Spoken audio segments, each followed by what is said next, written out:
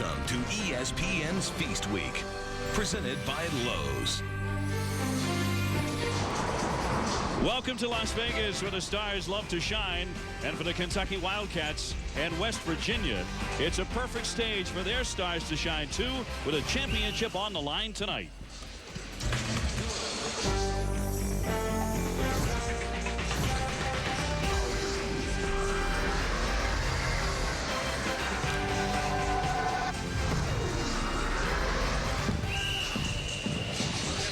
There is no place on earth quite like the Strip, where all your dreams can come true. It's the title game of the Las Vegas Invitational tonight inside Orleans Arena. That'll be decided by Kentucky and West Virginia, all part of Feast Week, presented by Lowe's. Hi, everybody. Welcome to Las Vegas. I'm Dave O'Brien. My partner is Steve Lavin. And, Coach, both of these teams, West Virginia and Kentucky, went to the NCAA tournament last year. They fully expect to go back this season. The question is, who's going to be stung by the loss tonight come selection time next March? Well, it may be November, but these games are very instructive for the NCAA selection committee when evaluating the resume of teams. And right now, we've got a Big East Southeastern Conference clash, Dave O'Brien. Well, one of the guys who's really been standing out for Kentucky, not so much Patrick Patterson, but Jody Meeks. Well, he has been on fire, torching the nets, the most productive four-game stretch since Jamal Mashburn, going back to the Kentucky Wildcats tenure under Rick Pitino. And Meeks dialing up from distance at mid-range, can take it to the rim, moving well without the ball. So he is the main man for the Wildcats. To our Star Watch tonight, Meeks right in the middle of it, and so is Alex Ruoff, who can deal from three. Well, Ruoff picking up from where he left off last year for the Mountaineers, gained confidence and strength in the offseason, and he will dial it up. Look at our starting lineups now for Kentucky. Patrick Patterson averaging 16 and 9. Harris and Stevenson go 6-7 and 6-9. Michael Porter runs the point. For West Virginia, Deshaun Butler hits for 14 points a game. Ebanks is a 6'9 freshman. They love him. Smith's at 6'7, and Missoula will run the offense for Bob Huggins. The Mountaineers are 4-0 after knocking off Iowa here last night, and Kentucky is 3-2 with losses to VMI and North Carolina. The Tar Heels pounded Kentucky 77-58. Kentucky obviously in the blue. And we are underway here in Las Vegas with a championship on the line tonight, Lab.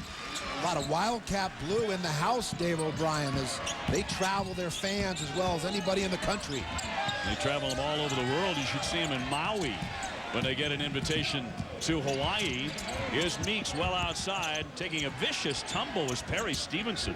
Well, watch West Virginia. Their pressure defense under Bob Huggins' direction is outstanding. They will extend their man-to-man pressure and try and wear you down and turn you over. A tough leaning shot by the point guard Michael Porter. Can't get it to go, the 6'3 junior. Ruoff with his first triple of the night and right on target. Averaging 17 a game, but 47% beyond the arc. And bottoms of the net didn't even touch the rim. A complete swisheroo. There's that pressure. Quickly turned over. Missoula will take it up against the big fella Patterson, who commits the foul. That'll be number one on Patrick Patterson. Well, Kentucky can ill afford to have Patrick Patterson in foul trouble, and a smart move there by Missoula, able to draw the foul by initiating the contact. Billy Gillispie in his second year. His first season leading Wildcat Nation was not easy. He came under fire for Kentucky's early losses as the Cats transitioned from the Tubby Smith era. But he closed out strong, and rather amazingly, Lab, they went to the NCAA tournament in March. Many had long since written them out. Well, he did some of his best coaching down the stretch in the Southeastern Conference last year and really resurrected the Wildcats from that horrific start. They've had injuries. They've had transfers. They've had a number of factors that have led to their less than Kentucky-like performance. But the bottom line is they're going to have to elevate their level of recruiting over the next couple years, and hopefully Wildcat fans will be patient Meeks lines up an NBA distance three, and it's too strong, but Patterson tears down the rebound. Well, those are the two big weapons. Patterson underneath, posting up, the big, wide, strong body, and then Meeks on the perimeter. Ramon Harris, really fine athlete, but he's tied up. Possession arrow will take it in the opposite direction, so West Virginia will have the ball, and a tough defensive stop. Bob Huggins in his second year at his alma mater at West Virginia. He's won over 600 games. So no one was really shocked when his team won 26 last year, his first campaign in Morgantown. But the run to the NCAA Sweet 16 was unexpected. They went deeper than people thought they could go. On the big win over the Duke Blue Devils in the second round. Butler follows his own miss, and his shot is blocked by Harris, and another one by Patterson. Wow, Patterson, Skywalker. Seat 6, row 1, put that one right back into the stands.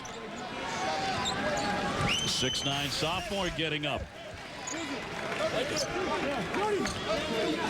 Now the first block by Stevenson, and Patterson followed just to make sure.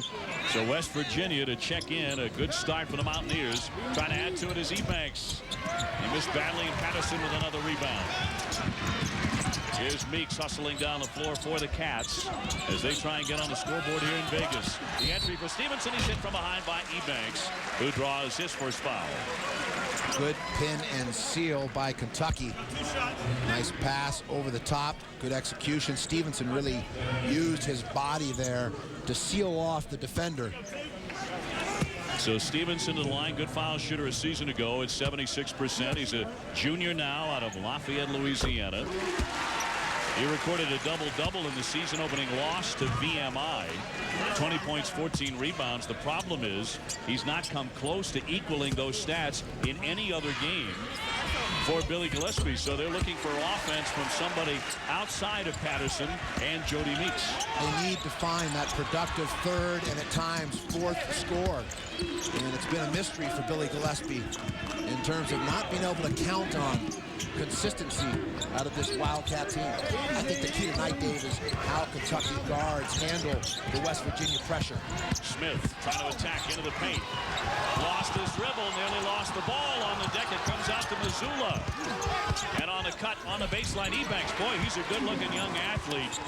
Just a freshman out of Long Island City, New York. One of 3 outstanding freshmen that Huggins signed. Well, nifty, nimble footwork there along the baseline. And here is the anticipation, the steal by Missoula. Regains control. They're nice control and balance, and the give up to Ruoff. Ruoff, who likes to shoot beyond that arc, but he'll take it in close as well. He has 5. And West Virginia really excited and trying to get their fans involved as well, as Ruoff is clapping his hands at midcourt.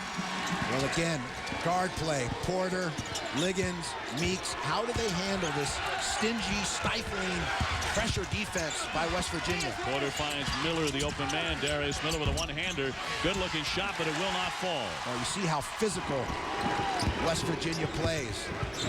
They will body you, bang you, elbow you.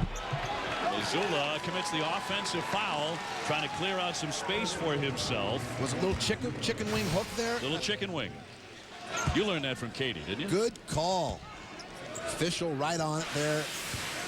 Baseline, excellent position. Hey, talking about coaches, we're delighted to have with us at our broadcast position here in Las Vegas. Well, of course, it's got to be Jerry Tarkanian. Talk to Shark when you come to Vegas. And the great former coach of UNLV will be joining us during our broadcast as Stevenson picks one up. Yeah, an errant pass. Kentucky fortunate to get that back. A little shove and a foul here with 16:27 remaining. You know, there's no question, Dave, when you look big picture at Kentucky, that Billy Gillispie is a solid basketball coach. He resurrected UTEP, the Miners, made a great run there, took UTEP to a Sweet 16 and multiple NCAA tournament first night. Back cut, the delivery by Patterson from the high post, and Meeks with the finish. Boy, beautiful well executed. Play. Indeed. Meeks, who lit up Kansas State for 37 last night. Well, that most productive run for a Wildcat player over the last 4 games since Jamal Mashburn during the Rick Pitino era. Ebanks with a long-distance miss and a foul over the back as Stevenson went up with a rebound, and Wellington Smith was hanging on him. Patrick Patterson is a windshield wiper on the glass. Excellent rebounder, almost like a Buck Williams. Remember him? Just a focused, tenacious rebounder, and he's not 100% yet. Patterson coming off that Achilles tendon surgery, and is probably at 90%. So he's going to improve as the year goes along. Porter with an errant pass. Stevenson lunged and missed it. Another pickoff here. Mazzulla trying to go all the way. The lefty lays it in. Well, that's what West Virginia will do. They turn you over. Their defense creates open court opportunities. We saw it with Coach Huggins over the years at Walsh College, at Akron, at Cincinnati, at Kansas State, and more recently here at West Virginia. His team's always with strong pressure defense. Meeks with a hanger and a foul. He'll go to the line to shoot 2. Back to that backdoor play that you love. Well, when you are pressured, West Virginia extends the counter. The chess match is go back door. Release that pressure. Easy deuce. Timeout.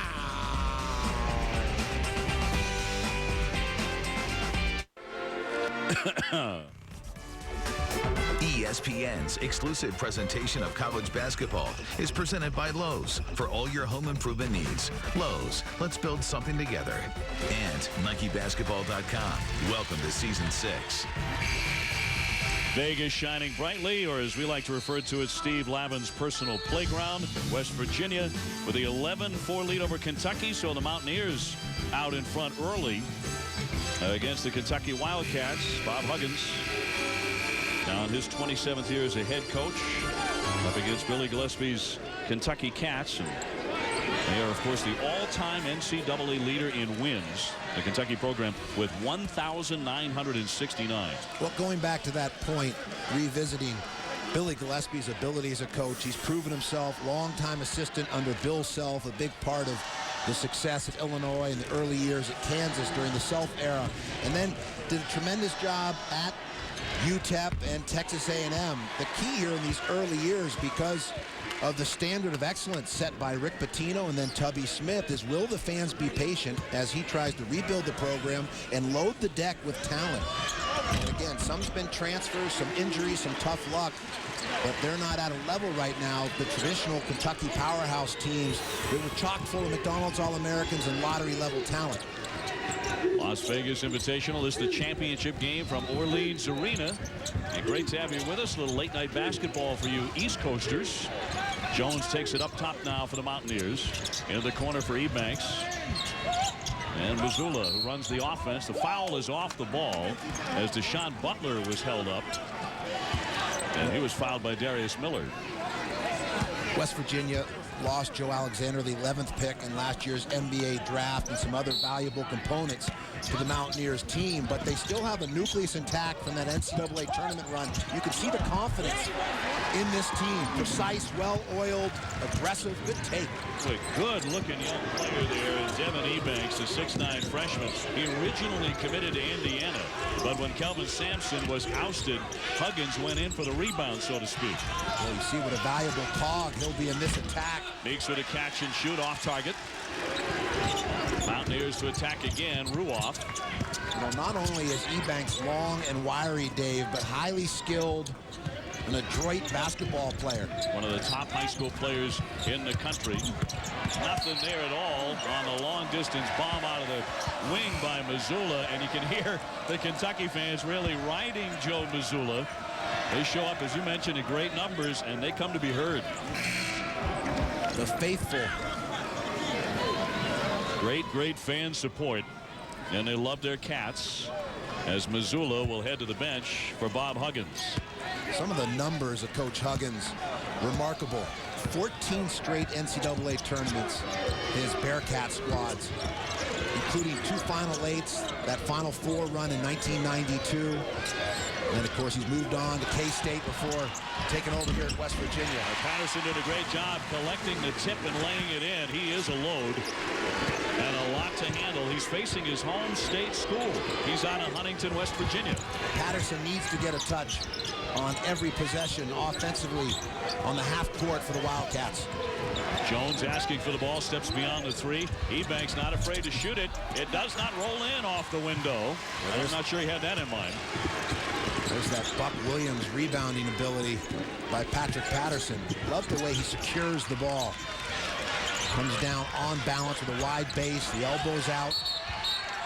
foul off the ball as Jones and Patterson are really going after each other. Well, it's an active foot fight in the post for position, Dave. Jones with the personal, 13:27 left in the first half here in Vegas, trying to contain Patrick Patterson. He's averaging 16 points a game. He's also hitting 70% of his shots. Stevenson open off the inbounds, and that was too easy. Well executed. Love to see a player jump stop and kiss it off the glass. The bank is open in Vegas on a Saturday night. Dangerous. Now the Cats fans really rising up, getting into it. Here's Bryant, Daryl Bryant, another gifted freshman out of New York, out of Brooklyn. Jones lofts it, nice touch. Well, Kentucky almost begging West Virginia to take that shot from the perimeter. And Jones, keeping the defense honest there, steps up and knocks one down. Patterson on a high drive, lost it off his foot. The big fella, not a great ball handler. Ruoff is fouled by Meeks, denying. And he will go to the line to shoot two. Well, turnovers plaguing the Kentucky Wildcats. Creates open court opportunities. Good hustle by Meeks to get by. Ruoff to the stripe. He is the only senior on the roster for West Virginia. He actually grew up in Cincinnati wearing Bearcat basketball shorts. He dreamed of playing for Bob Huggins all the years that Bob was coaching in Cincinnati, but Huggins never recruited Ruoff while he was there, but John Beilein did. So Ruoff's dream comes true here for the second year, playing for the guy that he always wanted to play for. Not that he didn't want to play for Beilein, who's a tremendous coach, but he's a Cincinnati kid. Well, and you can see in the offseason he went to work, committed himself to the weight rooms. You see the pipes on him, which will only make him stronger and more of a factor defensively. See Kentucky try that backdoor cut again. Meeks with the entry. Nice catch by Patrick Patterson, but can't tip in his own miss. We got a great look. We've got to knock down those bunnies. Point blank range. That's going to be a turnover. He palmed it. The turnover by the freshman Bryant. Hey, Sunday evening, ESPN2 shoots 2 college basketball games from the Old Spice Classic your way. At 5:30, it's Maryland and Georgetown. Then at 7:30, should be at Dandy, Tennessee, and Gonzaga in the championship. Georgetown with an outstanding freshman, Greg Monroe, a big man, as the Hoyas continue to load up with frontline players. A great tradition in their program of big men. Got to have somebody in the pivot, in the post. Meeks backs it out. Kentucky with the ball here. A 16-10 lead for West Virginia. He wants to shoot it. And a foul underneath. That's going to go against Patterson. Patrick Patterson picks one up. And when we come back, we're going to be joined by the legendary Tark the Shark.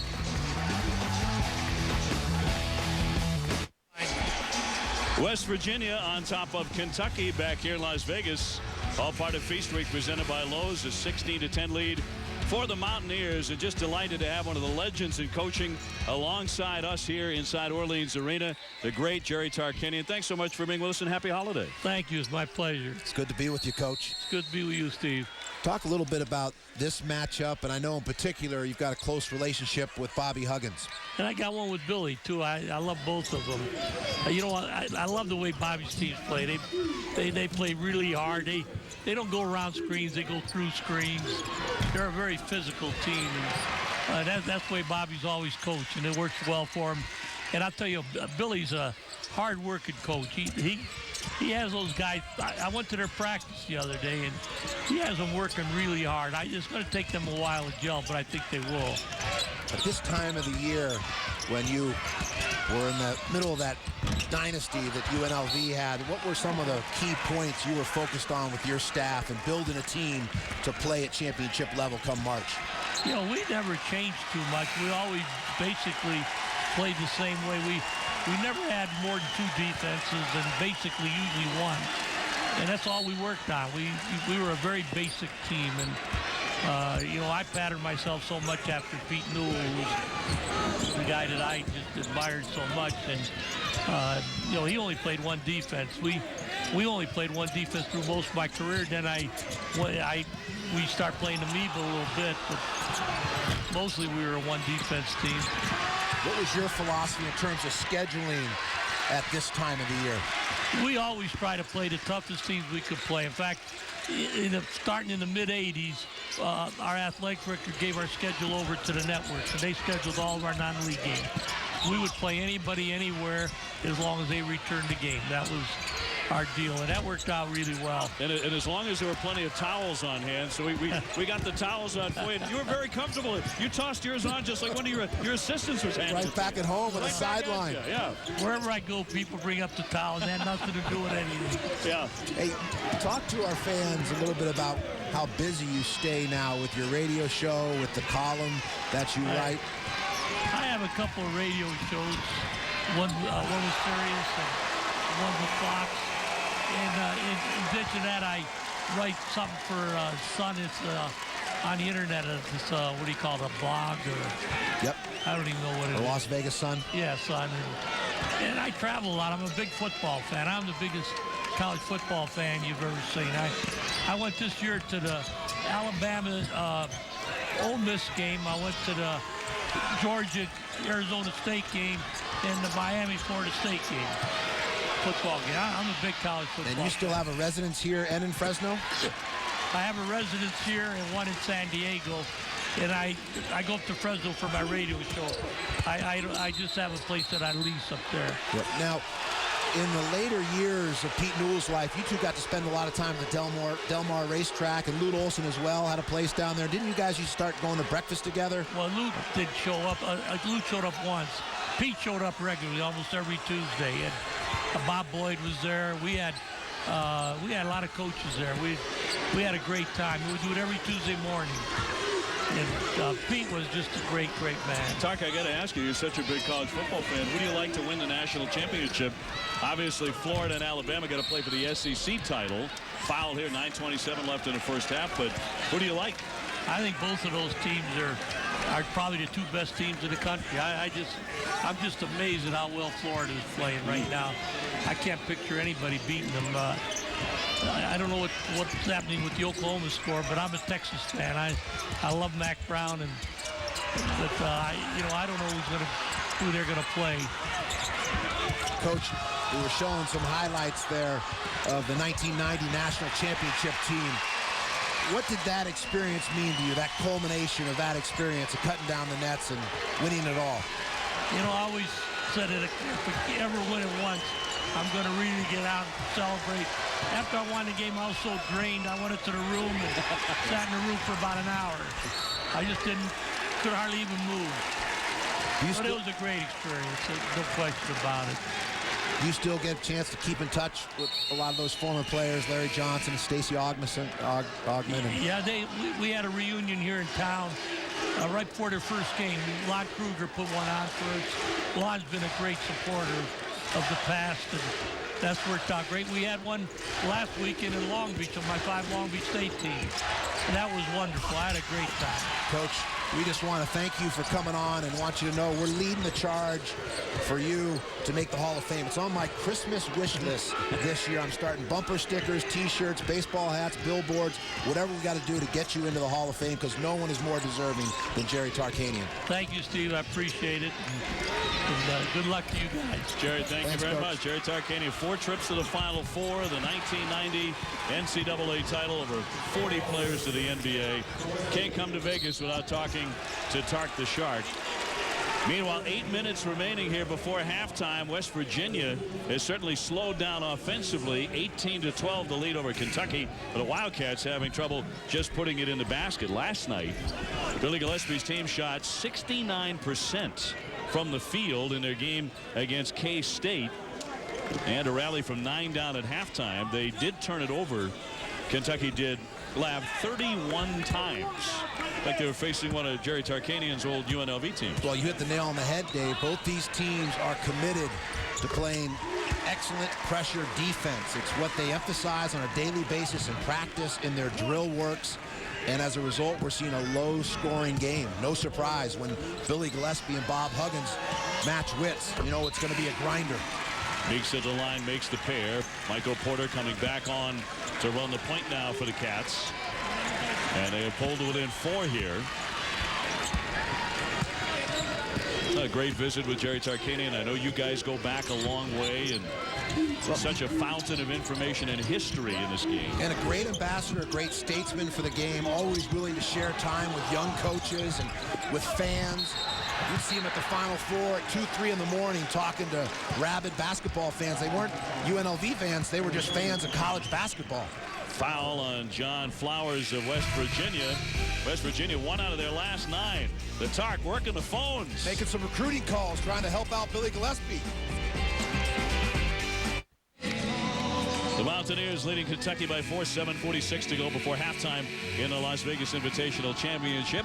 Coach Steve Lamb, Dave O'Brien with you. And Sunday night, 2 of the top women's basketball teams hit the court on ESPN. Courtney Paris in Oklahoma facing #1 UConn, led by Maya Moore.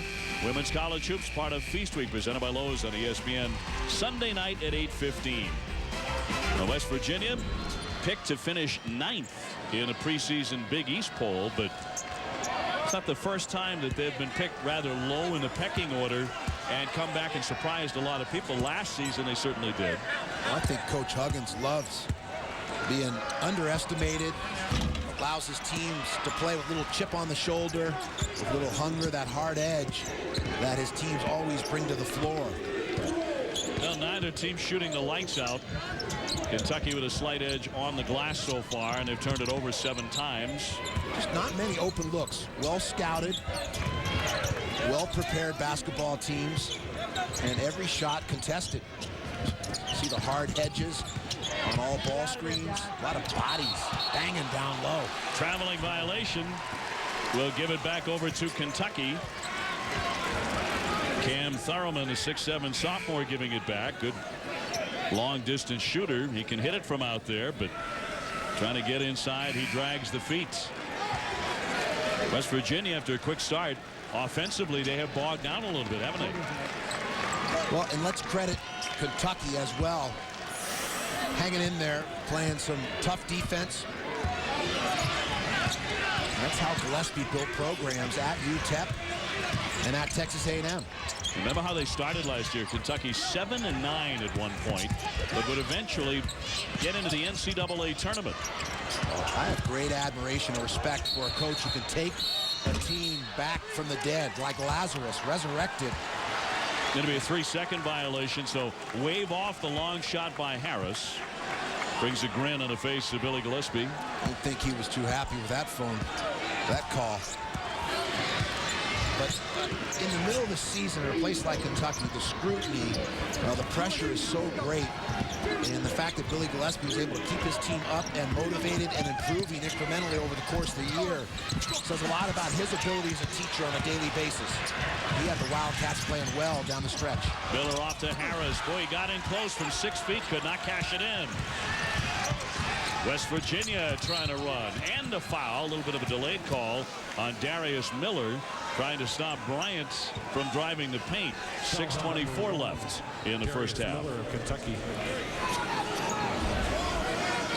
So West Virginia to check in. Darryl Bryant, whose nickname is Truck. Jones in close. Nice inbounds pass for 2. For the Mountaineers. Kevin Jones, another freshman. Breakdown defensively under the basket by Kentucky. Too easy for West Virginia. DeAndre Liggins, freshman out of Chicago, getting about 16 minutes per game.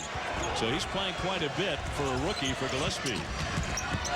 Doing a lot of dribbling out here, and a foul as he got the pass off.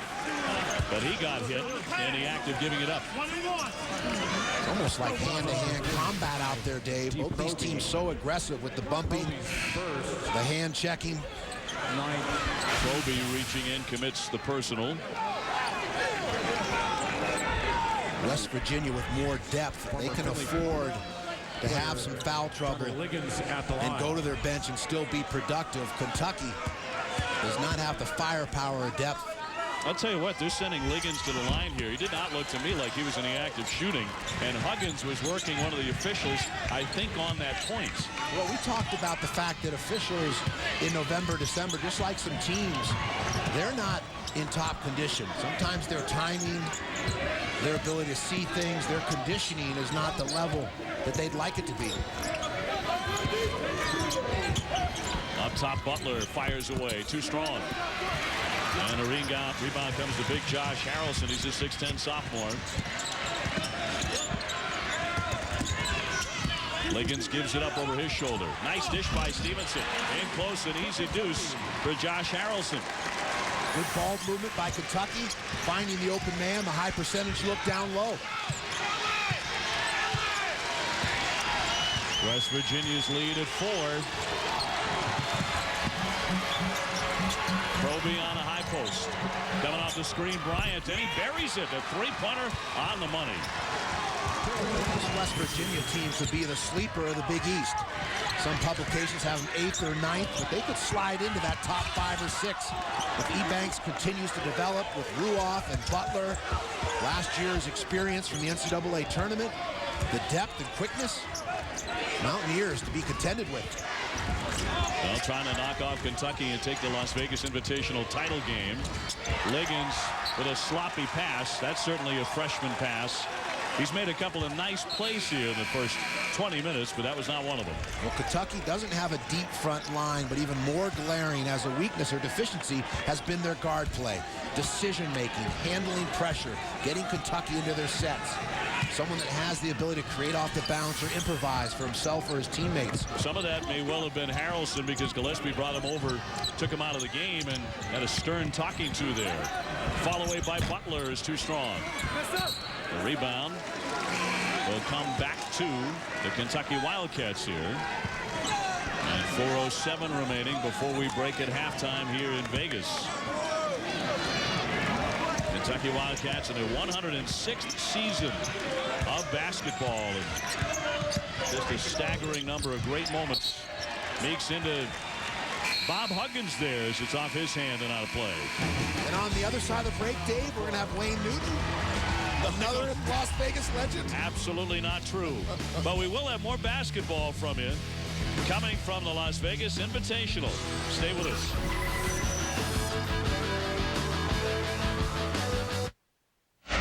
Brian Burns studio coming up on the Dick's Sporting Goods halftime report. UConn taking on a gutsy Bryant squad. I'll tell you how things would work out for the Huskies. Plus, #1 Alabama met Auburn in the Iron Bowl. We all know how those rivalry games go. Now back to Davis.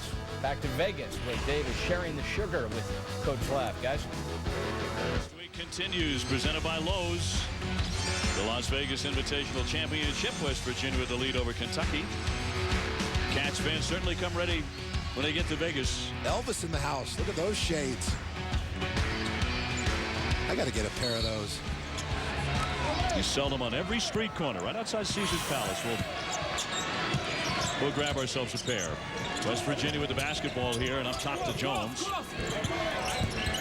West Virginia unranked, and the two poles as Ruoff just barely grazes the iron there, but the rebound comes inside, up and in to Sean Butler as he went strong and draws the contact. Well, another trademark of Bobby Huggins' teams over the years has been rebounding. His first. Cleaning up the garbage, the aggressiveness, getting second, third shot opportunities. Flowers with a great save. Butler shooting 2. 76% at the line a season ago out of Newark, New Jersey. And West Virginia labored last night from the foul line. 5 of 22 West Virginia was in the second half. They were still fortunate to win the game going away against the Iowa Hawkeyes, but in Big East play, you've got to convert from the charity stripe to put people away, to maintain distance when you have a lead. Well, they won the ball game handily, but they made only 15 out of 34 at the line. And Huggins, talking about that later, said we would have won the ball game by about 30 points had we made some foul shots. Miller dumps it down low. Stevenson, nice hesitation, but can't get it to go. He missed the bunny, but he steals it right back. Yeah, we talked about oak tree branches this past week at the NIT, and there's an example. Stevenson stretching out that wingspan, able to pick that pass off. Coming up on 3 minutes before half. It's so difficult for Kentucky to get into their sets because they don't have a natural point guard. Miller with a blind pass and winds up giving it back. to West Virginia. Well, that's been the Achilles heel of Kentucky. 31 turnovers yesterday against Kansas State, and they already have 11 this evening against West Virginia's pressure defense. And, you know, the point guard or guard play in basketball is the equivalent of a quarterback in football. You know, really, a point guard's the extension of a coach. It's the central nervous system of a team. Good ball movement, good shot. Jones can't get it off the front of that rim. So Kentucky trying to take advantage here. Porter zips the pass to Miller. They move it well inside. Can't get that one to fall down. And Stewart has it batted away from him. See the quickness of this Mountaineer team. Stewart getting some pretty good looks, but turnovers a big issue for the Cats. Well, and some of the turnovers are converted for baskets. Offense, creating defense, open court opportunities. They'll just kill you. Empty possessions where you don't get a shot at the basket. You don't give yourself a chance to get fouled. You don't give yourself a chance to get a second or third opportunity on the boards. You ever have a team that turned it over 31 times and won? The closest was at Arizona. We had 28 turnovers, and we were fortunate enough to win by a point because Arizona had close to the equal amount of turnovers. That was back in 96-97 in McHale.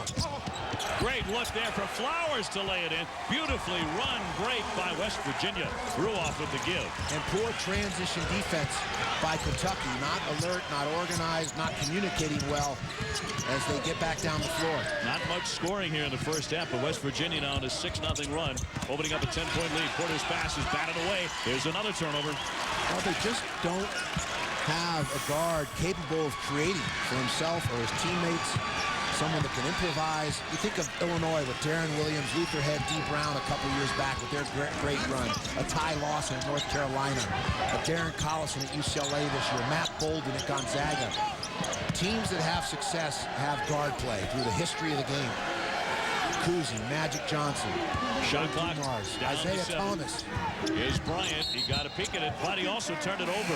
That's a big point of emphasis by officials this year is the turnover. Of course, they say it's a point of emphasis every year. They want to eliminate the palming or the carrying if it's an advantage-disadvantage situation. Well, the referees collectively were of the opinion there were a lot fewer of those last season than they anticipated.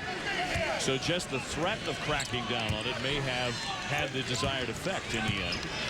West Virginia leading by 10. You tend to see palming calls early and in the middle of the game. Less often are they called in the closing minutes of a game. Stewart lobs down low for Stevenson, but he's tied up. And rolls out of bounds, and Kentucky will keep it off West Virginia with 49 seconds left in the half. And a sloppy half for Kentucky. And they'll take a timeout here. Coming down the final seconds of the opening half of the Las Vegas Invitational, Kentucky and West Virginia. And Billy Gillispie wants to talk it over right here. Well, a couple of moments that Alex Ruoff look-away pass converted into a bucket. This was a thing of beauty. Old school, little Bob Cousy. Well, that's the savvy of an upperclassman, and also off the bounce here. And John Flowers converts. He came off the bench last night to score 14 and haul in 8 rebounds against Iowa. NCAA Division I basketball. So 10-point advantage for Bob Huggins and the Mountaineers as they try and go to 5-0 on the season. And more dates on that December 22nd and December 23rd. The Big East, without a doubt, Dave, the deepest conference in America. 10, 11 teams projected to be in the NCAA tournament mix. Meeks got too close underneath there, and he commits the foul. That'll be an offensive foul. Jody Meeks. A Sunday evening ESPN2 brings you college basketball. 2 games from the Old Spice. At 5:30 Eastern, it's Maryland and Georgetown. That's the 3rd place game. Then the championship tilt is Tennessee and Gonzaga. The Old Spice Classic, part of Feast Week, presented by Lowe's. on ESPN2 Sunday. Well, Tyler Smith putting up big numbers for the Tennessee Vols. Bruce Pearl employs that full court, frenetic yet still organized pressure defense. Of course, Gonzaga, you see the offensive foul, illegal screen. I think Mark Few's squad, the best that he's had during his tenure. Think of the depth and the firepower, inside and out. Josh Heidfeld down low, Stephen Gray, Matt Bolden we spoke of, Jeremy Pargo. There's no question you are the Pied Piper for the West Coast. No doubt about it. We're going to give a little love later tonight. Our top 5 teams in the Western United States. Washington State makes the list. Boy, they're making some noise with Tony Bennett, surprising people here early. 15 seconds left before the halftime horn. Miller bouncing inside. Stewart back to the basket, spins his hook shot, nothing but air. He got nothing behind it. 3 seconds to get off a shot. Ruoff the man to do it for the 3, and it won't go. And we're at halftime in Vegas. Good defense, Dave, but I think it's fair to say both teams a bit offensively challenged tonight. Maybe fatigue a factor when you play in a tournament multiple days. Only 16 points for Kentucky against Huggins' team. That's the end of the first half. Our score 26-16 West Virginia. Now we go to Ryan Burr with the Dick's Sporting Goods halftime report. Ryan? All right, guys, a 10-point game out in Vegas. Defensive struggle. West Virginia on top, 26-16. Welcome in to the studio for the Dick's Sporting Goods halftime report. I'm Ryan Burr. A lot of good college basketball to get to, but on this Saturday, it is about college football. National championship implications, Big 12 implications, and a wild one brewing. It is Bedlam. Oklahoma State. The Sooners right here. Nice little comeback. Sam Bradford to Brody Eldridge. Sooners back on top, 44-34. Ensuing kickoff. Matthew Moreland for the Cowboys. And special teams has been an issue for Oklahoma, and it shows up tonight in the biggest game of the year on the road. Oklahoma State fighting back and forth. They go 44-41 that game on ABC. Notre Dame and SC, another great rivalry, but not a great game for the Irish. Joe McKnight, get it, got it, good. 40, 55 yards for the touchdown, 38-3. The Irish embarrassed.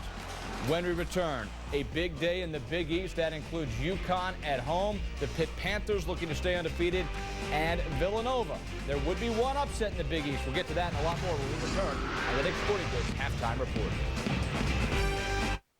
You're watching the Dick's Sporting Goods halftime report.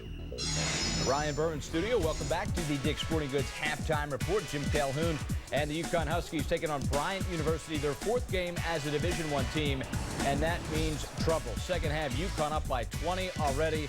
Hasheem Thabeet, the big man with another double-double. Oh, throw it down, Hasheem, throw it down. 12 boards, 16 points later in the half. UConn giving it to the Bulldogs. A.J. Price misses, but once again, Thabeet there to clean up the mess. Bryant just didn't seem to have an answer for the 7-3 center. UConn wins 88-58. Pitt and Washington State in the final in Newark. It is the championship game of the Legends Classic, and that's Sam Young. Pump fake and the drive for the dunk. Sam Young, 15 points, 9 rebounds. Later in the second half, Pitt by 8. Levance Fields from deep. Book it. Pitt defeats Washington State 57-43. They win the Legends Classic. All right, plenty of action in the Big East. We told you about Pitt, but check out that score. Marquette beat at home by Dayton. The Flyers now 6-0 from the ACC, and Villanova cruises past Rhode Island 78-65. Dante Cunningham, a double-double for the Wildcats. And back to the top 25 board. UCLA takes care of FIU. Xavier, a slim margin, but they do beat Miami of Ohio. Miami of Florida takes care of business, as does Wisconsin. All right, let's jump to football now. The #1 team in the nation, Alabama, but it is the Iron Bowl, and anything can happen in those rivalry games. Second quarter, Bama by 3. Glenn Coffey, good to the last drop. Down the sidelines and into the end zone, 41 yards. Tide goes up 10-zip. Third quarter, same score. John Parker Wilson on the rollout. And he finds Nikita Stover for the pitch and catch. Gets behind the Auburn defense. Touchdown. Bama goes up 16-zip. The #1 team in the nation, flexing their muscles, getting ready for that huge matchup with the Florida Gators. Mark Ingram up the middle, 14 yards. Bama goes on to win it 36-zip. Florida and Florida State. Talk about rivalry games. The weather in Florida, not conducive. Here's Florida. Percy Harvin direct snap, that Wildcat offense taking over college and pro football. Another direct snap to Harvin outside, but he's tackled. He would leave the game with a sprained ankle, but Florida goes on to win impressively 45-15. Game you're watching right now is a 10-point game. West Virginia on top of Kentucky 26-16. Much more after this. This halftime report is presented by Dick's Sporting Goods. Every season starts at Dick's. This halftime report is presented by Dick's Sporting Goods. Every season starts at Dick's. The Jacksonville Jaguars, led by quarterback David Garrard and running back Maurice Jones-Drew, try to turn around a disappointing season. They face off against Andre Johnson and the Houston Texans, looking to even the score with their division rivals. It's Jaguars-Texans at 8:30 Eastern on ESPN's Monday Night Football.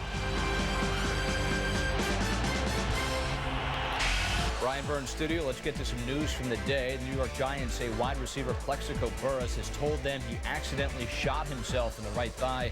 Giants say the shooting occurred last night. He was released from the hospital earlier this morning. Sylvester Croom's 5-year run at Mississippi State is over. The first black head coach in the SEC has resigned a day after a 45-zip loss to rival Mississippi. Croom 21-38 at Mississippi State. Oklahoma State, Bedlam, a wild game for sure, and the points just keep getting rolled up. Sam Bradford to Joaquin Iglesias. It's 51-41. We have a huge game in the Pac-10 with Rose Bowl implications on the line. Oregon State. That's Jeremiah Johnson, 83 yards, and he would not. He fumbled, caught his own fumble, then a stiff arm to the face. That's a nifty run. Oregon crushes the Beavers. Rose Bowl's chances 65-38 your final. Maryland, BC, game with ACC championship game implications. Chris Turner intercepted by Robert Francis, takes it 36 yards to the end zone. BC wins a tight one, 28-21. It is rivalry week. It's feast week and it's rivalry week on the gridiron. Virginia Tech, Virginia late fourth quarter. Virginia down 3. And Tech goes on to win it 17-14. The Hokies 5-3 in the ACC. When we come back, second half action, Kentucky and West Virginia. It is a 10-point game at the break. Can Billy Gillispie get the Wildcats inspired in Vegas? Back after this. ESPN's exclusive presentation of college basketball is brought to you by the Volkswagen Sign Then Drive event. German engineering for practically just a signature.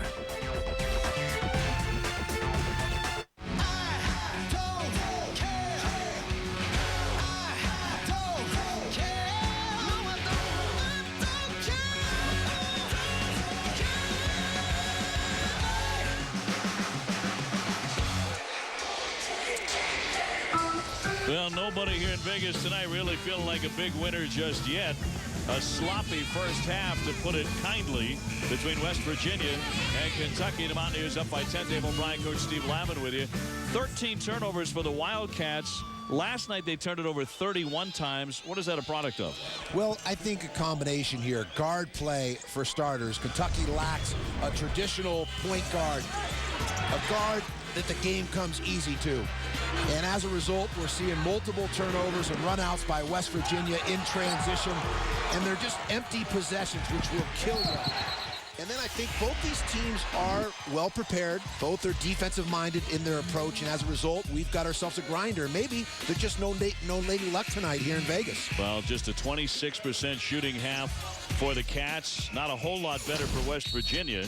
But they're up by 10. Kentucky will have the ball as we start the second half. Remember, a championship is on the line tonight in this Las Vegas International.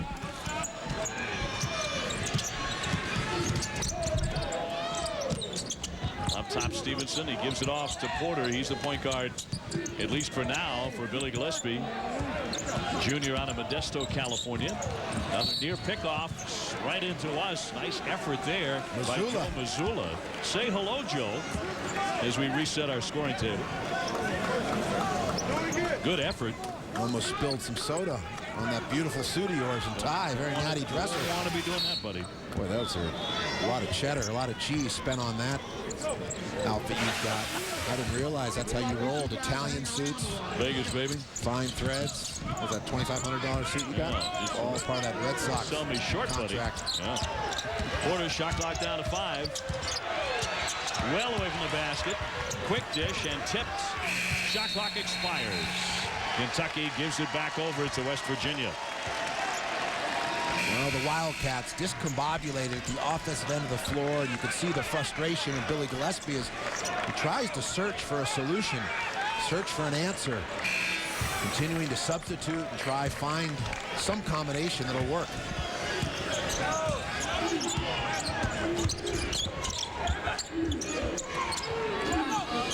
Butler swings into the corner for Ruoff, who got him started with a three-pointer. He's fouled.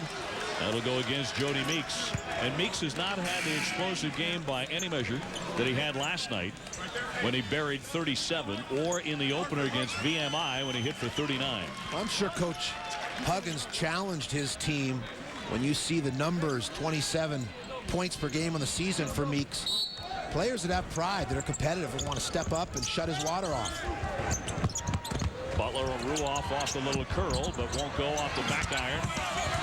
Smith went up high trying to keep it alive. But it's going to be on the line and back over to West Virginia. And a great job there by Washington Smith to keep the ball in their possession.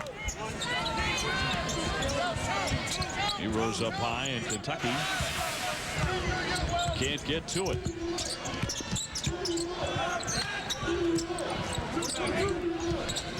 Ebanks swings to Smith.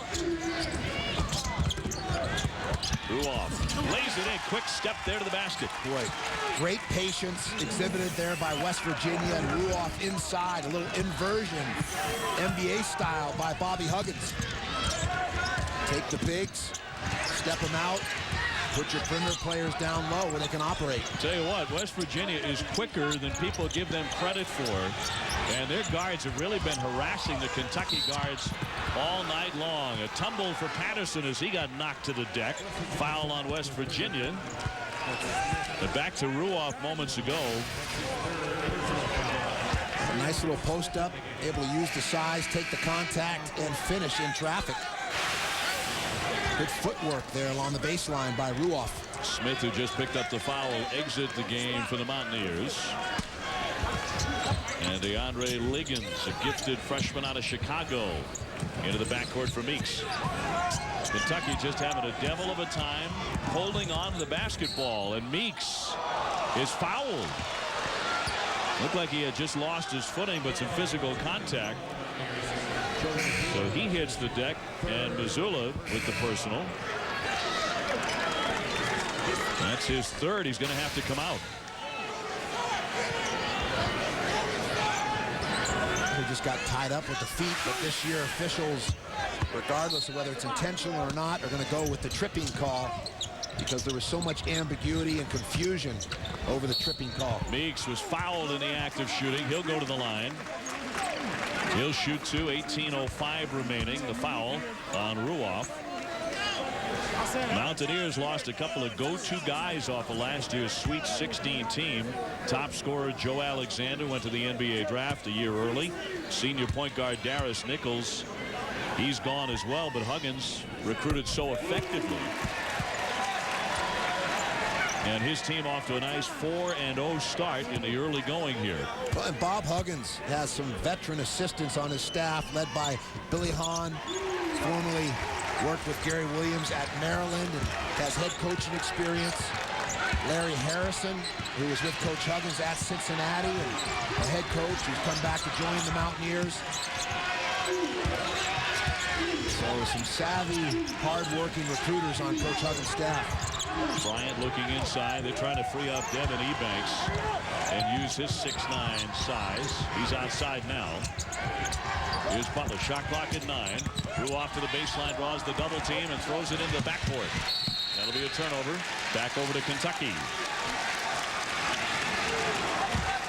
It is November, moving into early December, and with the limited practice times and beginning games earlier and earlier with each year, the danger in that is sometimes your teams aren't ready in terms of their habits, in terms of chemistry, in terms of confidence. And clearly this Kentucky team is very challenged offensively. And you can see Gillespie really working overtime, teaching whenever there's a turnover, whenever a ball is knocked out of bounds, trying to get his guys get their spacing corrected. So that continues. That one off Meek's foot momentarily. He's having a tough time holding on to it. The entry pass knocked away by Ruoff, and another theft. Well, just a poor decision to try and thread the needle from 30 feet, not seeing the help side defense is going to anticipate that. Butler, tough move, and cleans it up with a tip. Boy, that back up off the floor there for a controlled one-hand tip in traffic. Impressive hops. Talking about that, here's Patrick Patterson as he gets the good give for 2. Always a good idea to let the big fella or the big dog eat. Good things will happen when Patrick Patterson gets a touch, and Coach Huggins not happy. Wow, right up on Bryant. He is letting Darryl Bryant, the freshman, know he is not happy. Welcome back to the Las Vegas Invitational, all part of Feast Week presented by Lowe's. West Virginia with a 10-point lead, but Bob Huggins tearing into his team for this. Well, didn't like the ball pressures. We see the hands are not high enough, and as a result of that, the window shopping ability, the precise lob to Patterson over the top, and as a result, the earful for Darryl Bryant by Bob Huggins. A little intensity 101 if you're going to be a Mountaineer. Huggins took his team right almost to the center of the floor to get away from his bench, and he let them have it with both barrels. When a coach does that, he means business. Don't want anyone else to overhear it. It's going to get nasty. He has that unique ability to chew a kid out, and yet they still know he has their best interest at heart, that he cares about them unconditionally, and that's a feel and instinct. It's his personality, recruiting the right type of kid for his program. Great save by Ruoff. Bryant back outside. Butler too strong. Plenty of good looks there by the Mountaineers. Can't cash in. Both teams continuing to clank off the rim.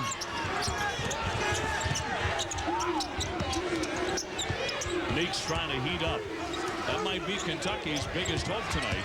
If they're going to pull this one off, Liggins to the baseline, and he's stepping on the line. Well, nowhere to go. No daylight. A freshman, poor decision by Liggins. Timeout, 15:57 to go in Las Vegas. Fun City, USA. Coming at you to championship tilt. West Virginia out of the Big East against the SEC's Kentucky Wildcats. The Mountaineers up by 10 here in the Las Vegas Invitational Championship. Lav, who do you really like the most inside the Big East as far as individual players? Well, in addition to the three that we're seeing tonight, Ebanks, Mazzulla, and Ruoff, here are an Elite Eight group of players. DeJuan Blair, someone very intriguing, down low in the post because he's such a big, wide body, and yet he's got soft hands and nimble feet, only a sophomore, and really the anchor in the pivot for the Panthers, and I think they'll be right there for a Big East championship. Good dish, but Jones trying to get free, has it blocked by Josh Harrelson. That triggers the break. Meeks on the bounce pass. They can't convert in transition. Miller back inside of the big fella. He is fouled from behind. West Virginia foul. That foul will go against Devin Ebanks. And one of the players we showed you on Lav's list, Luke Harangody of Notre Dame, has come down with pneumonia, from what we understand. He may be laid up for a while. We wish him a speedy recovery. Meeks slashing in, can't convert. They're just not falling for Kentucky. They're not doing a lot right. In a run out, Ebanks is blocked and fouled. And that personal foul will go against Liggins. Hey, Sunday night, two of the top women's basketball teams hit the court on ESPN. Courtney Paris in Oklahoma face number 1 UConn. Women's college hoops, part of the Feast Week, presented by Lowe's on ESPN Sunday night at 8:15 Eastern. Ebanks to the line for West Virginia. See Ebanks fill the lane, throws a rock up at the rim on that particular free throw. This could be the only Achilles heel of West Virginia, is the poor free throw shooting. Wow. Man, those were ugly. Loud thuds. Changed the rims on that one. 56% for the freshman at the line in the early going of the season. Kentucky fans rising up, trying to bring their Cats to life. Patterson in close. Once again, a bunny that doesn't go down for Kentucky. Just tough rims. Can't get the bounce or the carom this evening. But they did everything right on that play. Good lob, well executed. Sometimes when you're on the snide or snake bit, it becomes mental. And you almost expect things to continue to go wrong for you. You need a breakthrough win or a performance that gives you some confidence as a team. And they just haven't had that yet this season. They won last night, but 31 turnovers. You know they didn't feel very good about it. Ruoff with a baseline give, and it's converted by Deshaun Butler. Ruoff has really made some great passes. A number of playmakers, and we always talk about the importance of having interchangeable parts. Multiple players that could pass, catch, make decisions, shoot the ball. Look at the pressure extended. Ebanks on Harrelson to force Kentucky well away from the basket. Liggins drives all the way through. The rebound is tipped up and in. Nicely done by Harrelson, 6'10" sophomore. Well, Harrelson gives him a yeoman's effort. Blue collar, lunch pail hard hat type player. Do the dirty work on the glass, no nonsense. Ebanks looking in. Outside, Darrell Bryant. Harrelson may even qualify as one of my all Hanyakers. Well, what was that? Hanyak. Hanyak, 7 to shoot. The leaner, good, and Bryant's. But that is going to be an offensive foul on Darrell Bryant, so no basket. Good rotation here defensively by Kentucky. Again, well drilled at this end of the floor. Looked like Harrelson may have bumped him from the side. That's why Coach Huggins wasn't happy with that call. I think the official was blocked from his angle there along the baseline and missed the bump by Harrelson. Again, it's so important that officials hustle into proper position so they have the right vision to make calls. They have to work together in concert, all three of them. But Patterson is working so hard and finally gets fouled. The foul on Kevin Jones, just trying to corral Patterson, who is working overtime in that lane, but no one got him the ball. 13:22 to go in the Las Vegas Invitational Championship game. Because Kentucky is committed to the defensive end of the floor, Dave, they'll stay in games with that approach, but they can't afford the empty possessions or the turnovers, and they're going to have to find a third scorer, someone to join the party in addition to Meeks and Patterson. Almost 7 minutes into the second half, Kentucky has 22 points. It's been ugly. Meeks has not gotten on track. He came in averaging 27 points.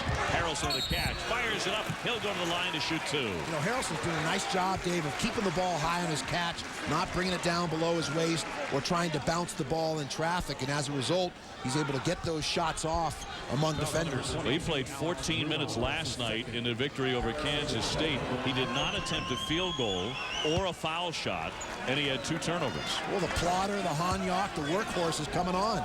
Billy Gillispie searching, and sometimes when you struggle early, it forces a coach to use his ingenuity, his resourcefulness, and as a staff, you got to meet and find ways to be productive, to generate points, to put your players in schemes and alignment and in position to be successful. Easier said than done when you're this offensively challenged as Kentucky is. Harrelson made the pair. Kentucky with a little bit of pressure. Now they pull it off. Their crowd's trying to become a 6th man in this one. Ruoff launches. Kentucky controls the rebound. Patterson. A valiant comeback. Kentucky still in the ball game. As West Virginia missed their opening to really build up a big lead against Kentucky. off the ball here.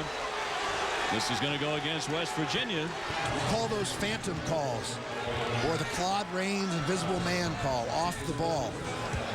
Bit of a mystery. Now the personal on Miller, the freshman. You wonder on those type of calls whether there was really an advantage, disadvantage. Sometimes you feel it's almost a quota call. So many minutes go by and the official feels he has to blow the whistle just to blow it. Spoken like a true coach. You know, many days rewinding game tape, shaking your head over those invisible man Claude Rains calls. I guess Chevy Chase is a more contemporary reference of an invisible man. Flowers with the miss, and an unfortunate one at that, by the way. Miller trying to save it on the baseline, double up. That's off Butler in West Virginia. That didn't make your top 5 in American cinema. I'm all about Fletch Claude Rains. And Fletch. Fletch gets in the top. That's okay. That's of a certain genre. Yes. Of a certain genre. No doubt. With Porky's and Fast Times at Ridgemont High. Well, now you've gone too far. Animal House. Inbounds Patterson. Yes. Nice lob. Look at the resiliency and the pluck.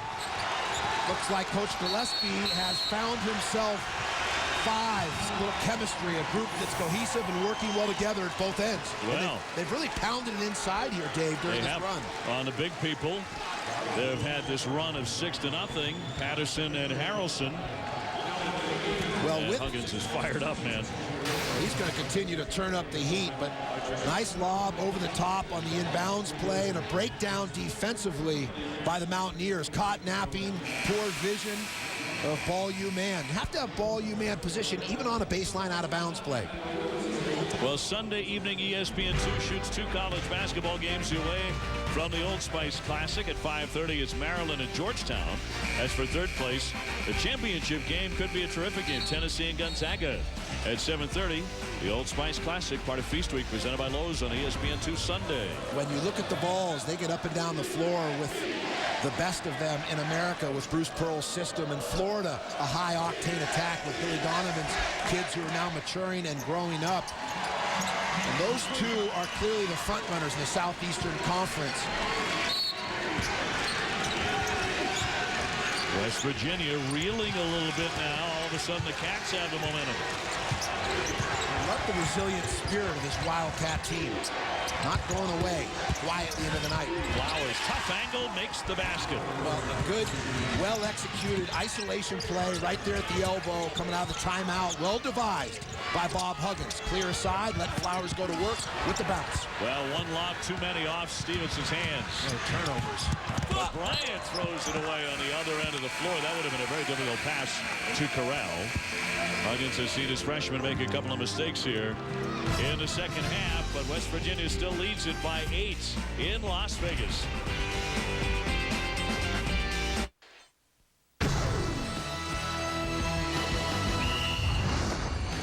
Feast Week presented by Lowe's continues. We're crowning a champion tonight here in Vegas with West Virginia leading Kentucky 34-26.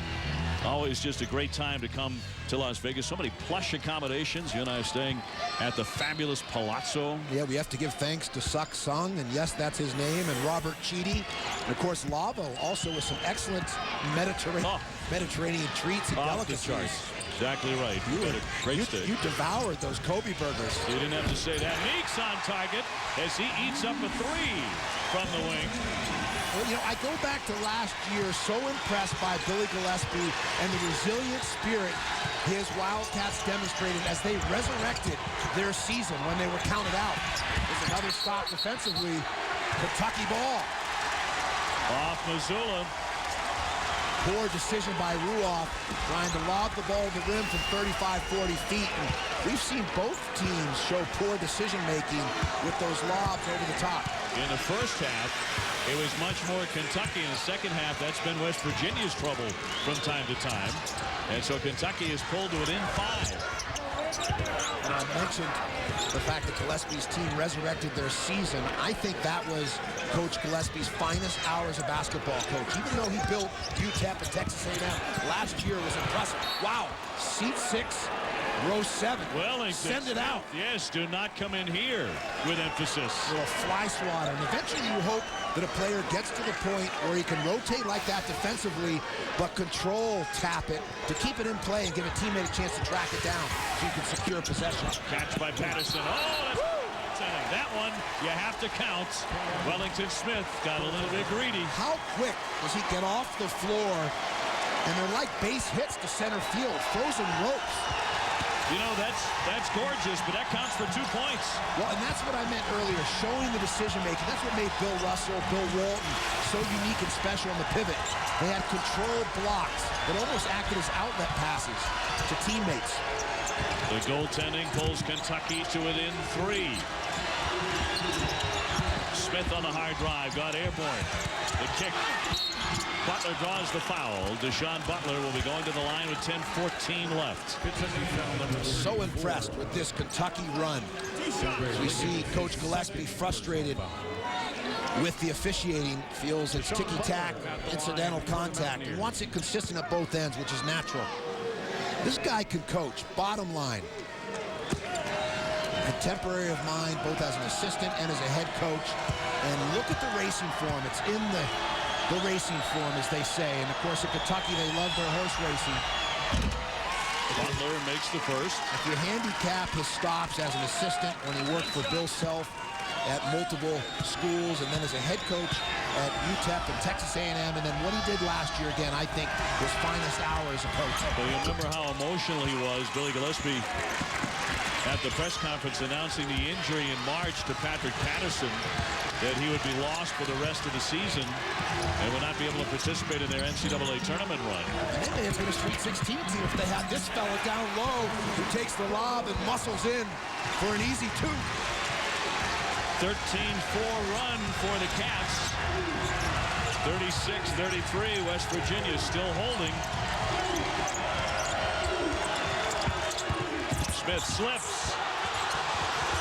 Asking for a timeout, but the tie-up comes before that. The possession arrow will keep it on this end. Of course, the Kentucky fans were howling for a traveling violation. Huggins wanted a timeout, and no one was happy. These officials have had a less than stellar evening, and earfuls from both coaches at either end on the sidelines. West Virginia gets the possession. Flowers outside the 3. Shot clock down to 7. Mazzulla trying to thread his way through the defense, gives it up. Meeks out in front of everybody. How about the Kentucky Wildcats, a 1-point game? Meeks with 13. Not a great shooting night, but he has them to within 1. Sometimes you just have to find a way to claw back into the game, and clearly the Cats have done some clawing here in the second half. Ruloff trying to quiet them, can't. Patterson, goes down hard as he draws the foul. Good pursuit of that loose ball. Like a tiger going after red meat. Patrick Patterson playing with a little hunger here. That is the 8th. Well, here we see the split of the defenders, but Mazzulla loses his balance, leads to an easy run out for Meeks. So Patterson will be shooting a 1-and-1. You see the change in the body language, the swagger, and the confidence of the men in blue. Just psychologically in a different place, and that's what's so fascinating about coaching young people, 18 to 22. You'll see dramatic swings. They're not professionals yet, and as a result, very emotional. A big learning curve for a team like Kentucky. Well, how about this? Gillespie's team fighting to tie the game, and now they can take the lead if Patterson connects. It's called winning ugly. Wildcats up 1. Charlie Spoonhauer and Jerry Tarkanian sitting courtside here on press row. They would be proud of this effort. It's how their teams played in terms of tenacity and being committed to the defensive end of the floor. Turnover. A little too hard, a little too much velocity. Mazzulla fouling, firing that pass. Well, there's Charlie Spoonhauer on the left, and of course the man in the orange, Tark the Shark, a future Hall of Famer in my book.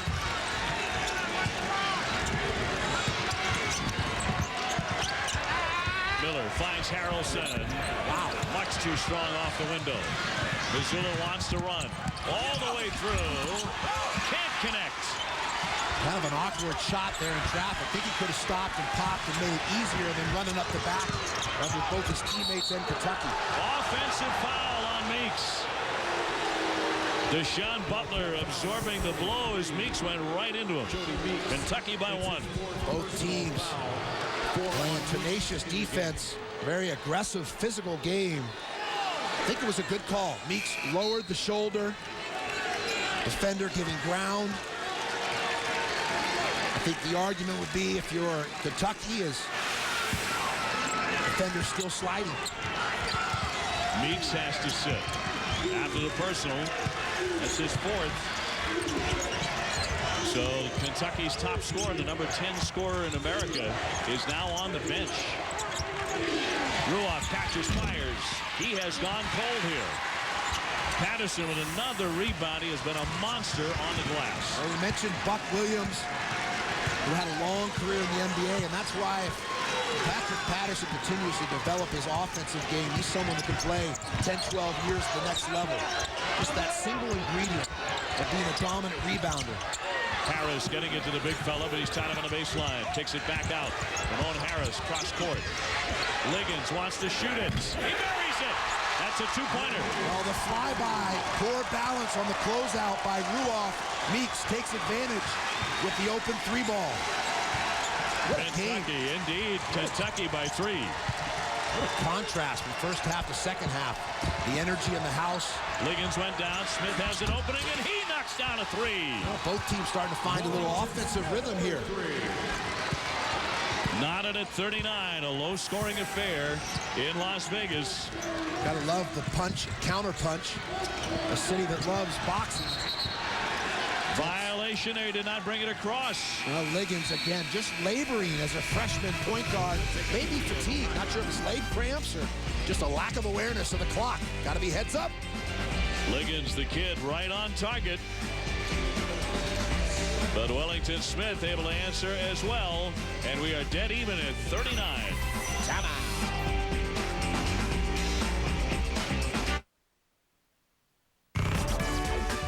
ESPN's exclusive presentation of college basketball is presented by Lowe's for all your home improvement needs. Lowe's, let's build something together. And PlayStation 3, get ready to play beyond. Back in Las Vegas, it's Feast Week presented by Lowe's. Las Vegas Invitational from Orleans Arena. It's the Cats and the Mountaineers tangling for the championship game. West Virginia, a perfect start in the season. They're 4-0. Kentucky 3-2. Ruoff from the wing. He's missed 3 in a row from three-point land. And Kentucky will have the basketball under 7 minutes to play. 39-39. Well, we'll see coming out of the timeout if Kentucky continues to search or probe post-up opportunities. They've come back in this game through solid defense and rebounding, but also pounding the ball down low into the pivot for high percentage looks. Meeks back on the floor for Gillespie, and he's playing with 4 fouls for Kentucky. Coffin corner, tough area to pick up your dribble. And a timeout. Want to keep it out of there. West Virginia calling for the timeout so as not to turn it over here. They'll have 22 seconds on the shot clock. West Virginia knocking off Iowa here last night, 87-68. They broke that game open with a 20-0 run early.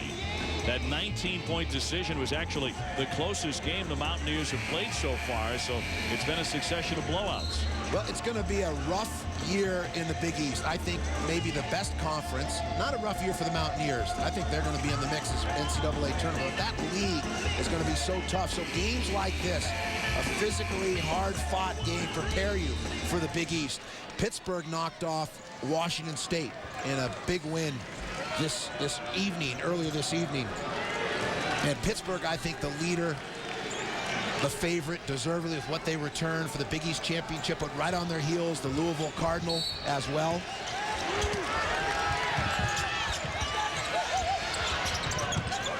Inbounded to Miller. Hard drive, slanting in, banks it up. Harrelson can't follow, but he'll be fouled on the play. Once again, the dirty work.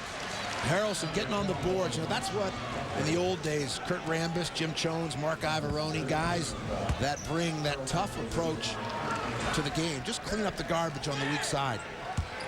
So Harrelson at the line here. 41% shooting for Kentucky. West Virginia a little worse than that.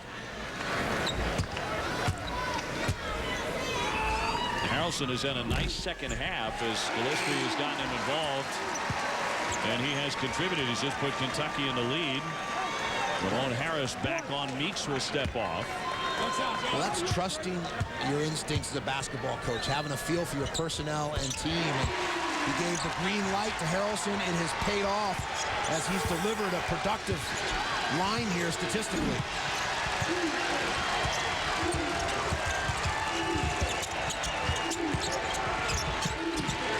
Mazzulla. Here's Smith. Mountaineers a bit thin up front. They don't have that traditional low post presence, so they have to space the floor and look to penetrate as Mazzulla does exactly that. Tries to blow by, picks up the block foul, will step to the free throw line. So Coach Huggins exhibiting his ability to adjust, adapt to his personnel. He's got a quick team, a ball handler like Mazzulla. They're able to pick up the foul. Darius Miller fouled him. He'll be out of bounds on the baseline. A little shove there in the paint as Ruoff went down hard. I think Josh Harrelson just gave him, what, 4 as he went into the paint. A lot of whistles. And one Harrelson looked like Patterson. Patterson blasted through that screen. That's going to be 4 on him.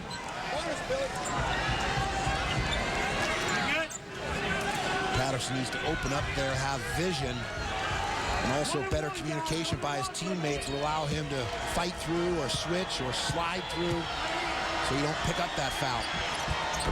Ruoff with a really pretty touch. 47% on his 3-pointers.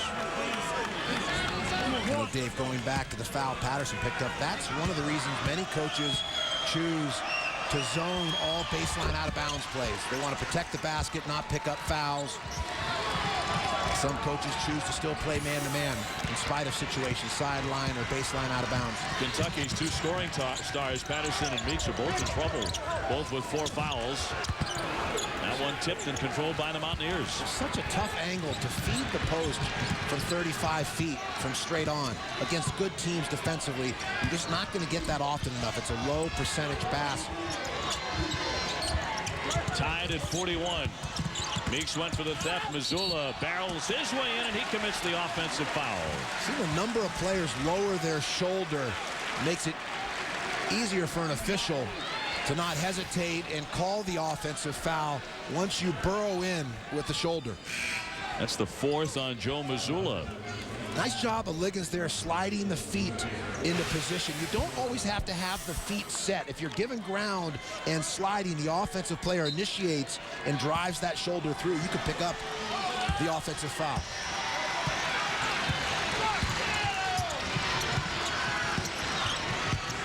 Liggins getting some important minutes here down the stretch for Kentucky. Look at the big wide post up.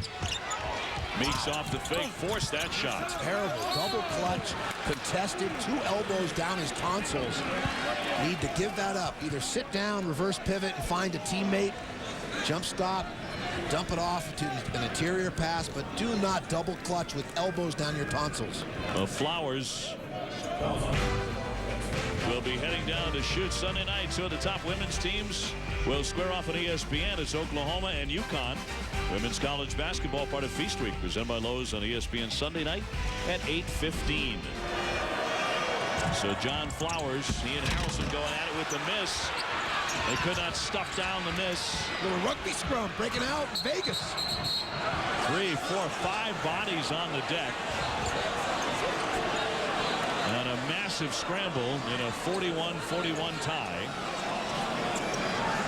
And they'll sort this one out.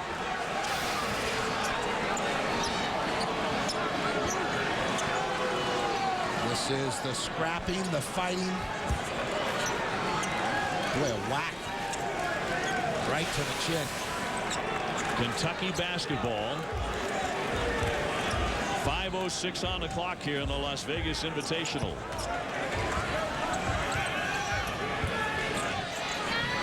Darius Miller will try and get it in. freshman out of Maysville, Kentucky. In 2008, Mr. Basketball. Now they're going to separate him. It's getting a little bit chippy. Well, a lot at stake here. A tournament championship, pride on the line. As we mentioned, the NCAA Selection Committee understands games like this inform, are very instructive come March when the Selection Committee puts these matchups between a Southeastern Conference team and a Big East team under the microscope. It could be a determining factor of being on the bubble or inside the field of 65. Finally, they're going to allow Miller to inbound it.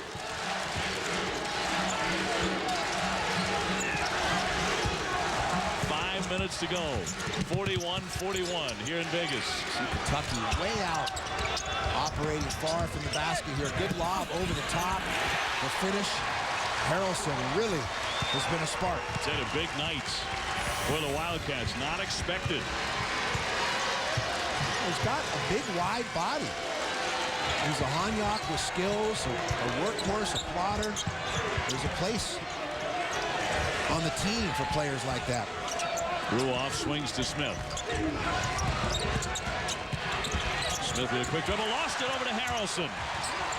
Look what I found. Once again, he's everywhere. Omnipresent at both ends of the floor, a factor. Patterson's open, one dribble down, and the foul. He'll go to the line. Great pass by Liggins, the freshman, who was made up here late for some of his errors. And a Cardinal sin, very rarely do you see a Bob Huggins coach team allow someone to get behind the defense. Great vision, the delivery. Patterson, the one bounce grab, dribble, and finish. Timeout, Bob Huggins. Kentucky on top by 4. What a swing here over the last 6 or 7 minutes. And West Virginia is down to 1 timeout with a lot of time remaining. So Huggins has burned through his, but he's been very unhappy with his team in the second half. They had the lead at halftime by 10. Well, the Wildcats have exhibited the traits of resiliency, of character, of fiber, and those things sound like coach speak or cliches or trite, but that's what allowed Kentucky last year to make their successful run into the tournament after that abominable start, and it's what's allowed them in this game to come back, crawl, fight, claw their way back to have a lead. Well, the SEC used to be the personal playground of the Wildcats for so many years. Now, over the bulk of the winter, everybody in the SEC figures to be chasing Tennessee. Tennessee and Florida out in front, and then there's so many young teams, so it'll be interesting to see. It's not one of the top 2 or 3 conferences in the country this year. I think the Big East out in front, the Big Ten. Then you've got a number of conferences, ACC, Pac-10, Big 12. Patterson, 14 points, 9 rebounds to the line here. 67% foul shooter last year. Buries that for a 3-point play. They've scored 5 points in the last 30 seconds. Gillespie doing a great job getting his people in foul trouble out of the game for stretches and then back in. He sits Patterson down. He also didn't panic when his team was shooting frigid percentages. Stayed the course, continued to teach, coach, and search for combinations. With the foul trouble, still searching. He has Patterson and Meeks, both with 4 fouls on the bench at this moment. Butler looking for a seam there, threw it away. Gave it back to Harris, and Kentucky has the ball back. Now West Virginia with a number of empty possessions, not even getting a shot at the basket. Liggins, he's had some impressive minutes. Stevenson. Miller off to Harrelson. He's been a good luck charm here in Vegas for the Wildcats tonight. High pick and roll here in late clock situations. Shot clock down to 6. Wow. That's a sloppy pass. Well, and that's the inability again of Liggins to deal with, to manage the West Virginia Mountaineers' pressure. Poorly executed pick and roll. A lot of it's just bad decision making out there. Flowers is open. There's a 3. They keep it alive. West Virginia to attack the goal and the foul. That will send Darryl Bryant to the line. Truck Bryant, who started high school in the Bronx at St. Raymond's. West Virginia needs the run now. Kentucky leads by 5.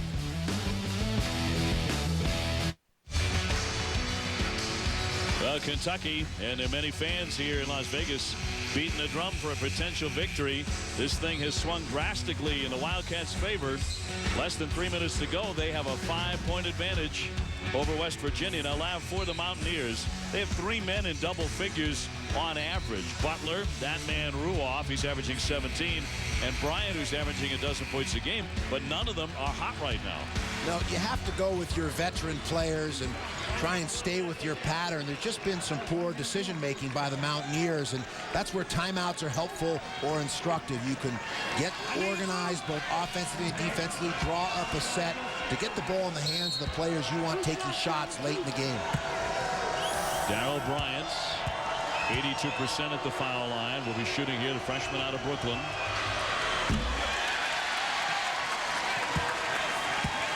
(46-41). Not surprisingly, Mazzulla about to check back into the game, a veteran player in the last 3 minutes here who would play a critical role if West Virginia is going to have any success. Also playing with 4 fouls, about to be. Number 2 here for Bryant. 4-point lead. Mazzulla back on the floor for Huggins. The left-handed point guard, very intelligent player and a good defender. But again, playing with 4. There's the extended defense. Close to steps there by Liggins. Smart out of a dead ball situation. You look to trap along the sidelines against a team that lacks experienced guards, and there it is.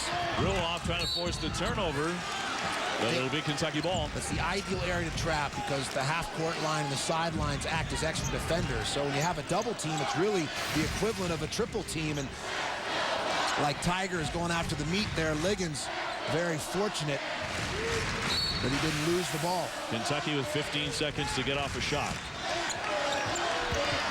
See, Liggins needs to lower his dribble. He tends to bounce it very high off the ground. Got to get a lower center of gravity. Patterson wants some help. Well away from the basket. Shot clock at 3. Liggins sees it long distance. Rebound loose, and Kentucky will have it back. Straight scrap fight, finding a way. And that's what Kentucky has done here in the second half. They just found a way. Blocking foul against Mazzulla. He is done for the night. That's number 5. There's nights, Dave, as Mazzulla fouls out where you're not in rhythm offensively.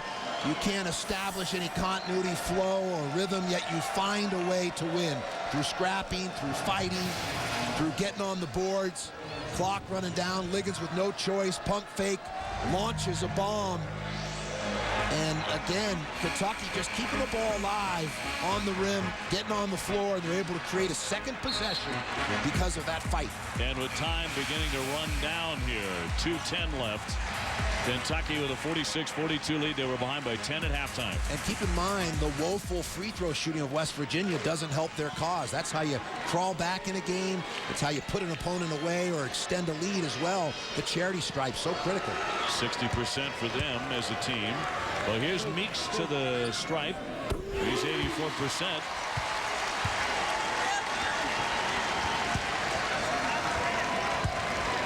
As he continues to load the deck with a higher level of player, we'll see Kentucky return to dominance. And in the meantime, Kentucky fans have to be patient. They're a little thin. They have a compressed margin for error. They're not going to blow people out, but they're going to hang tough like we've seen tonight. Meeks back to the bench. He's making contributions in spurts and then going back to that bench because he has the 4 fouls, but now there's under 2 minutes left. That's the old Red Holzman substitution, offense and defense. We used to see the old New York Knicks coach employ. Bryant trying to create. That's around and out. Rebounded by Kentucky. Harrelson almost gave it up.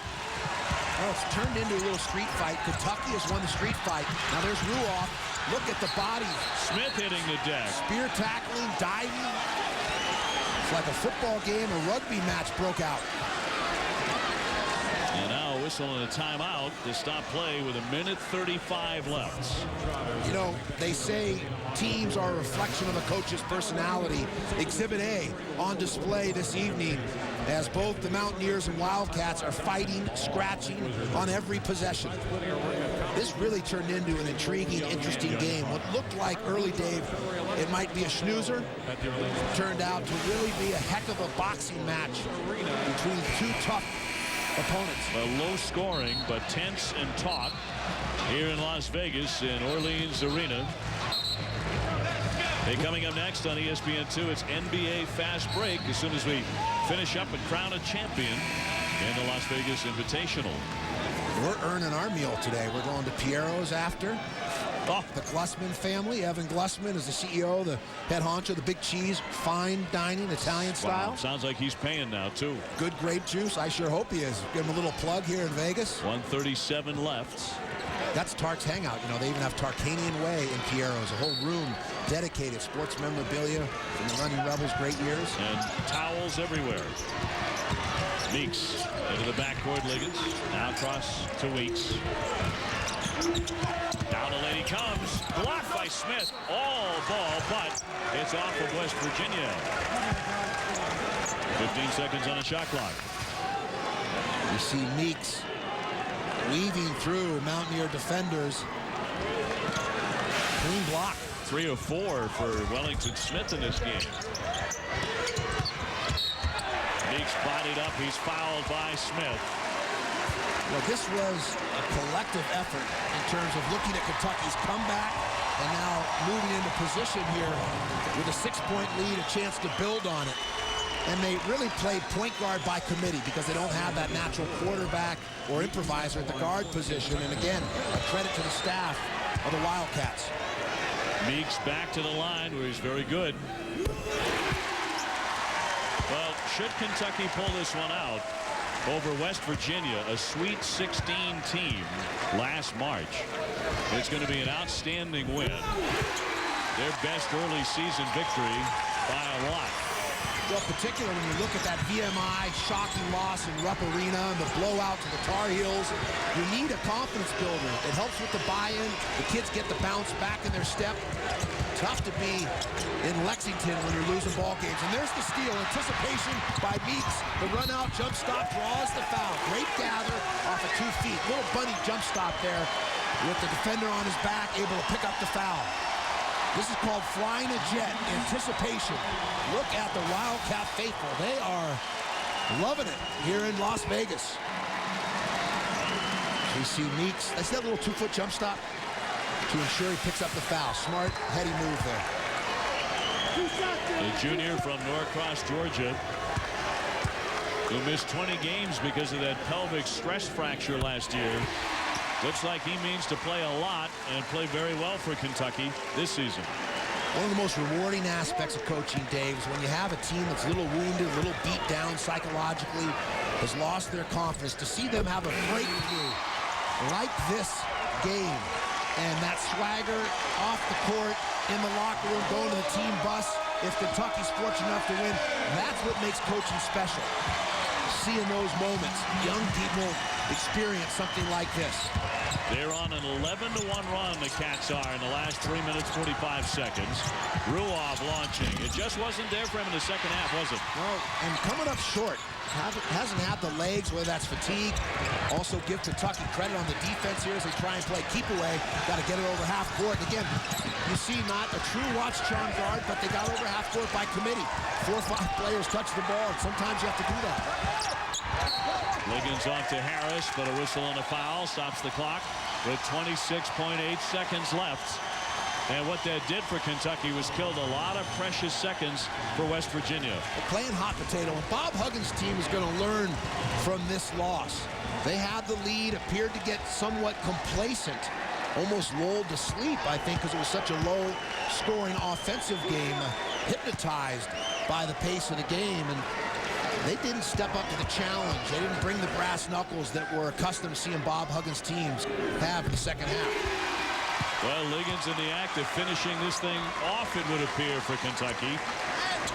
Very uplifting win should it come to pass for the Wildcats. They were down at halftime 26-16. They had turned it over 13 times. It looked like they were on their way to defeat at the hands of a Big East foe. Flat as a pancake and couldn't throw it in the ocean offensively. But they got it done with stops defensively, with boards, by getting the ball inside. I think Harrelson's valuable minutes were key. Very productive off the bench. West Virginia outscored by 22 in this half. Bryant inside, draws the foul, and he'll go to the line to shoot with 16.7 seconds to play. West Virginia, the second half, was not as organized offensively in terms of their schemes and alignments. And that's something they'll go back, watch the video, do the drill work in practice, and clean things up to improve your team as you march through the season. Well, the Kentucky fans traveling in such great numbers wherever their beloved Wildcats appear have made this feel very much like a home game. Here in Orleans Arena, capacity 6,500. And where are we barnstorming to next? Where's the concert tour go to? You and I are off our swashbuckling tour. We are off to Miami. Is it ACC Big Ten Challenge? Indeed it is. There you go. Glad you're reading that itinerary. It's always branding. Yeah, Miami and Ohio State for us. Marketing. Dr. Steer appreciates that. Back at the mothership. Meeks in the last 10 seconds with the basketball, and Kentucky about to celebrate a very hard-fought win and a championship in the Vegas Invitational. Coach Gillespie gets the final timeout. I don't think he wanted to see another turnover. Is it a 5-second violation? It's a 5-second. No. He couldn't get that timeout in time. That'll do it. And in Vegas, Kentucky is sitting pretty at the end of the night. Final score 54-43 over West Virginia. It was all second half play for Gillespie and the Wildcats. Well, a big heart. This is courage, victory. Chalk it up to having a big ticker. For Steve Lamont, I'm Dave O'Brien. Coming up next, it's NBA Fast Break on ESPN2. For more information, log on to ESPN.com. The preceding has been an exclusive presentation of ESPN, the worldwide leader in sports. The Las Vegas Invitational Championship belongs to Kentucky. Good night, everybody.